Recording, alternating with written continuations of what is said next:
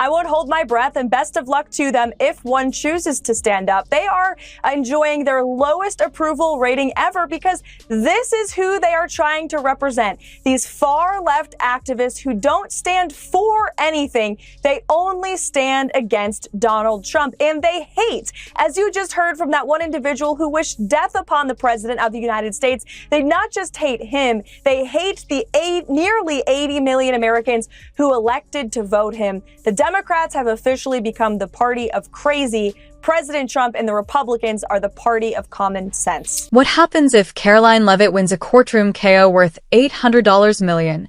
Joe Rogan arrives with a verbal steel chair, which goes against the grain. If you've ever wanted to witness what happens when sass meets facts and Joe Rogan turns rumors into gladiatorial combat, stick around because this isn't just drama. It's prime-time poetic justice served. Let's get messy. Oh, just daytime TV getting roasted harder than a Thanksgiving turkey at a UFC weigh-in. It is the show that people love to hate. Yes, that's true. That's true. They get so much hate watching viral clips of them saying ridiculous things. I mean, yeah. it is a rabies-infested henhouse. And watching this clip, I couldn't help but think how ironic that Whoopi Goldberg and Joy Behar and the rest of the ladies on The View spend their time calling Republicans the conspiracy theorists. But they have been wrong about everything they have said over the last couple of years. They likened President Trump to Hitler. They have mocked him. They have shamed him. They have lied about him consistently on their show. And it was a joy to watch them on November the 6th when they realized that tens of millions of Americans do not listen to the lies that they have spewed. These women are completely out of touch with reality. And you're right, ABC should wake up. You could practically hear 1,000 coffee mugs breaking in slow motion across America when that verdict was announced. Karoline Leavitt didn't just win a lawsuit against The View. She vaporized them, and not in the typical Twitter-style metaphor. Instead, this was $800 million worth of reckless television behavior that finally hit the brick wall of accountability when a legal atomic bomb detonated in the middle of daytime television's glittery, gossip-fueled utopia. The episode of you when you were on The View, when you were running for president, you got introduced as our friend Donald Trump. But does he really want to add President of the United States to his resume? A lot of people would like him to. Please, let's find out, and please welcome my friend, Donald Trump. That's right. Whoopi Goldberg gives you a big hug and a kiss. Joy Behar gives you a big hug. Barbara Walters gives you a big hug. And then you actually started winning in the polls, and then the machine started working towards you. That red hat that says "Make America Great Again." Might as well just put a sticker on the hat. The resident cackling chorus in The View treated facts the way cats treat potted plants for years. It's more like emotional karaoke, so please knock it over for some political commentary. Millions of people watched a panel of extremely caffeinated commentators provide their interpretation of current events every weekday morning, adding more drama than a reunion of The Real Housewives. I get it. I also hate Joy Behar, so I don't love you, but I also hate that squawking bird, so I hate the whole thing. And frankly, that show, you want to talk about a show that set women back, is The View. You want to talk about that show, if the CIA is engineering, Antifa and fucking the Capitol riot, some crazy misogynist engineered The View, because there's nothing worse than The View. In terms of, like, there are so many brilliant women out there, none of them are on The View. None of them have gone near the set of The View. I mean, they have brought in the lowest tier of the, what is it, the Y chromosome? No, double X. Okay. Double X. They brought in the lowest of the double X's for that one. It's rough. But this time, instead of just walking in it, they drove into a legal minefield while wearing shoes made of explosives. As usual, Karoline Leavitt was undervalued by the self-righteous daytime hive mind, which thought she had had enough of being portrayed as a cartoon villain. The pieces about her didn't just distort the facts. They also subjected them to a medieval torture rack and made them cry out for forgiveness. It's a culture shift between right and left authoritarianism, and now people don't recognize that if you just stopped looking at it in terms of red and blue, look at the actions, whether it's war, suppression of free speech, pharmacological interventions that are mandatory, whatever it is, that used to all be associated with the authoritative right, the authoritarian right, and now those things are being embraced by the left. And I just think it's just an ideology thing. And I think we get confused and we think we're on the right side. We're on the right side. And if it's our side that's saying this, for sure that's the right thing to do. And no one's critically was more than just defamation. It was defamation with glitter, jazz hands, and a studio audience applauding like trained seals. Karoline brought the legal equivalent of a nuclear winter to their sunny little set. The case was a masterclass in receipts, demonstrating that The View's team actively avoided the facts like dodgeballs in a middle school gym class. The courtroom confrontation consisted of 12 dumbfounded moments of live TV comeuppance rather than 12 angry men, and by the time Karoline's lawyers were finished, The View's legal team appeared to have aged 10 years and lost a few IQ points. What began as mocking midday commentary turned into a financial disaster that destroyed more than just ratings. The contemporary philosopher and podcasting king Joe Rogan couldn't control his joy after seeing this catastrophe.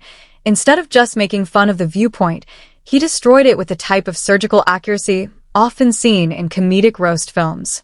Joe, laughing so hard in his studio that he almost drops his elk jerky, claimed that the situation is more like a group therapy session gone awry where bad things proliferate like mildew in a wet cellar than a panel of intellectuals.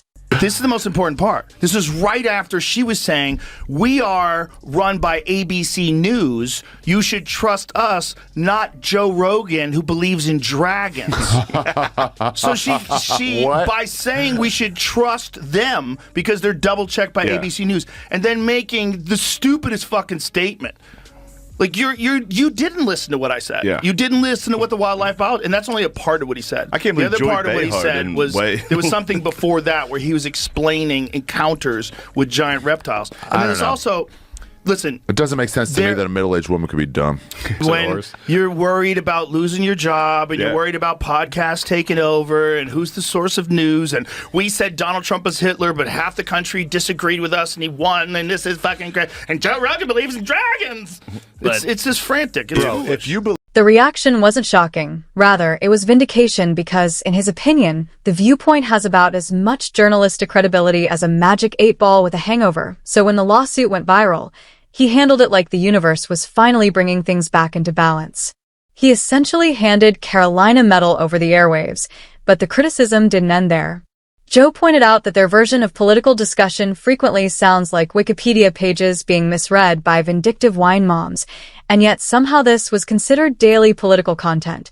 The show that was known for giving judgment with a side of self-congratulation found itself skewered on a legal spit, slowly roasted in public court filings, and fed to the internet like content candy after Karoline's victory not only cost them a large portion of their production budget, but it also burned their smugness. Joe Rogan, who played Chef Flamade, turned their legal loss into an all-you-can-laugh buffet, taking viewers through their decline like a tour guide in a museum of bad choices. Every inflated assertion and careless remark they made were exposed with a degree of humorous clarity that could only be offered by someone with 10 years of experience commentating on mixed martial arts. Is that show has this very specific ideological bubble in which they operate in, you know, and they always bring on a token conservative woman and they yell over her and silence her, and you know they did that with Meghan McCain, and they did that with what is that other blonde woman from Survivor? Do you remember her, Jamie? She was always yelling. I mean, it's just it's a bizarre show. So we had 8 minutes, and America's approach to race. Pretty big topic, pretty important topic. I think the way before you start, I think the way you described it is brilliant, and the way we should all look at it. Of course, you're going to see race. The idea of being colorblind is ridiculous, but treat everybody. They're just human beings. Nobody anticipated Karoline to strike so hard, but the perspective undervalued her in the same way that they undervalue subtle facts and their own expiration date. What they believed to be simple targets were really dangerous firebombs that were just ready to explode. The best part is that this wasn't just a personal victory for Karoline, it was a cultural earthquake. For years, daytime TV hosts operated under the presumption that studio lighting and scripted outrage equaled untouchable authority, but after spending $800 million, that presumption was shattered like a wine glass in a microwave. Now, legal teams are asking, wait, how many times did we call someone a threat to democracy last year? in response to every chat show that has ever blurred the line between opinion and slander. Even better, the internet had a field day compiling memes and skits about Karoline's case, which is now Exhibit A in any future litigation PowerPoint presentations. Videos showing the worst views are now intercut with court gavel sound effects and tragic violin music. All that was said in one post was, "She took their views and made them pay-per-view." In the meantime, Joe Rogan continues to be the cultural reckoning's oracle. Every statement he made regarding the case felt like a final move in Mortal Kombat. He did more than just make fun of them. He chronicled their downward spiral in a manner reminiscent of a nature documentary on collapsing egos. I think it's insulting that you are trying to test my knowledge of economics and the decisions that this president has made. I'm now regret giving a question to the Associated Press. You're asking me for what the president's justification is for these tariffs. It's not up to you. You're not the president, Gabe. To hire a spokesperson just so that Elon Musk doesn't put out tweets that then confuse federal workers. Are my press briefings not good enough for you, Jackie? John. And avoid making any mistakes. Egos did fall apart. For years, the View's cast had strutted like royalty of importance, but all it took was one lady, a strong legal team, and a mountain of evidence to turn their kingdom into ashes and humiliating press releases. The quiet that ensued was very lyrical. For a program that was based on constant talk, the abrupt PR stillness was deafening. Producers raced, and rumors arose that legal advisors were now reviewing every statement before television. But there were no quick comebacks or witty segments. Just the sound of reputations bursting like a dejected party balloon. Consider attempting a hot take as a lawyer is yelling at you. Rephrase that or it's another $100 million. Not only did Karoline win, but she also altered the course of events by reminding everyone that smear tactics, no matter how glamorous or audience-tested, may still have negative effects, particularly when they are disguised as claimed enlightenment. The View's demise wasn't a strange coincidence. Rather, it was the natural outcome of a program that equated snark with substance and forgot that there are obligations associated with broadcasting to millions of people. They attempted to be moral authorities, comedians, prosecutors, and it seems that they are now just defendants. You get people thinking, like, if you could stop Hitler by any means necessary, wouldn't you stop Hitler? And so they equate Donald Trump with Hitler and go, here you go, this is our modern Hitler. Do you see what Whoopi Goldberg said? What'd she say? Whoopi Goldberg said that Biden could arrest all the Republicans and put them in jail. You just need to see how unhinged this kind of thinking is. Well, you know what Joe Biden could do?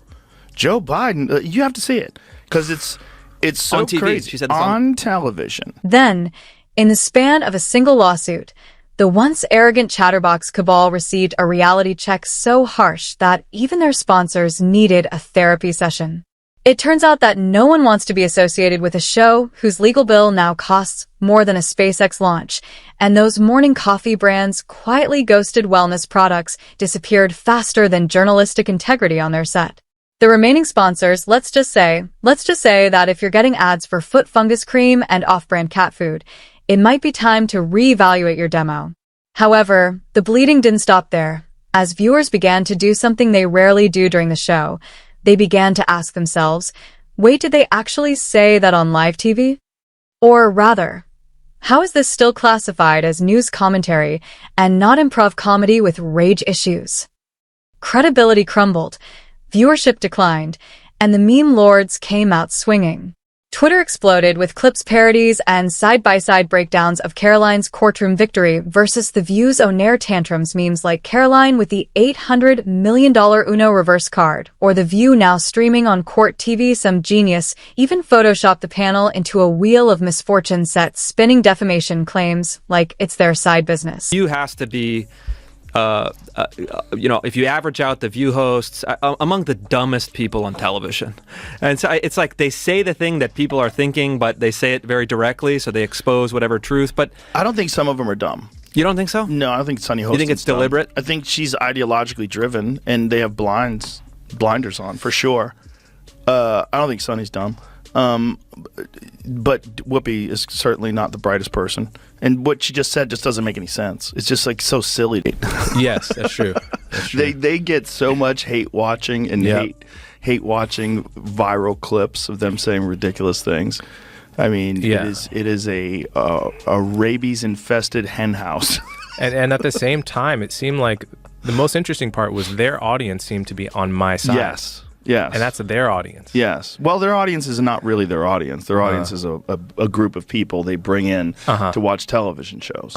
Worried about losing your job, and you're worried about podcasts taking over, and who's the source of news, and we said Donald Trump was Hitler, but half the country disagreed with us, and he won, and this is and Joe Rogan believes in dragons. Yet underneath the hilarity is something considerably more seismic. Karoline didn't just walk into court swinging.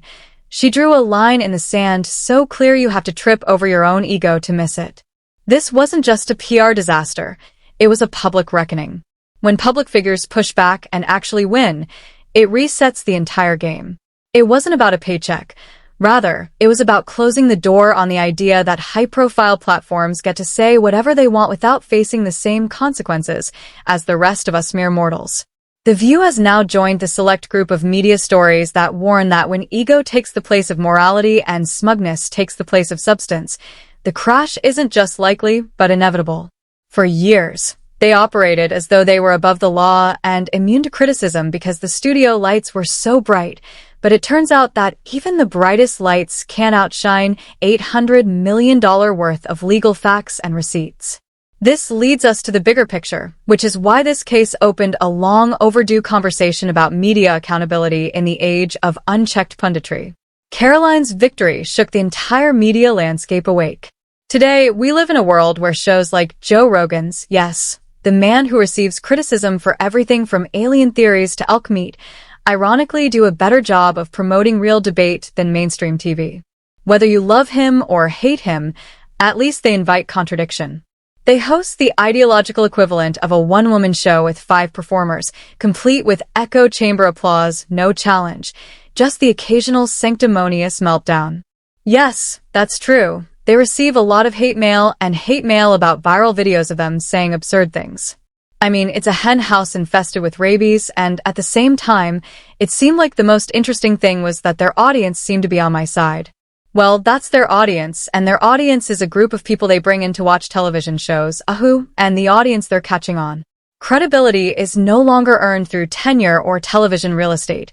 Rather, it's measured in transparency, humility, and a willingness to acknowledge that when you're full of hot air, viewers aren't stupid. They can tell when a show is speaking with them rather than at them. Now, thanks to Karoline's brilliant legal strategy, the industry is aware of it as well, and Rogan is just getting warmed up as he dissects the case's ramifications using his trademark blend of scathing comedy, ruthless reasoning, and bro science. He obviously views this as a moment of truth and a correction for media fabrication. A message to all hosts who believe they are too sassy to face legal action, as well as a focus on the double standard of responsibility. It's no longer just about the viewpoint. It's about the demise of opinion without consequences. It's about a culture that's tired of being told what to think by people who barely think for themselves. It's about the slow, satisfying dismantling of the soapbox that thought it could never be knocked over. Karoline Leavitt didn't just make them pay, she made them pause.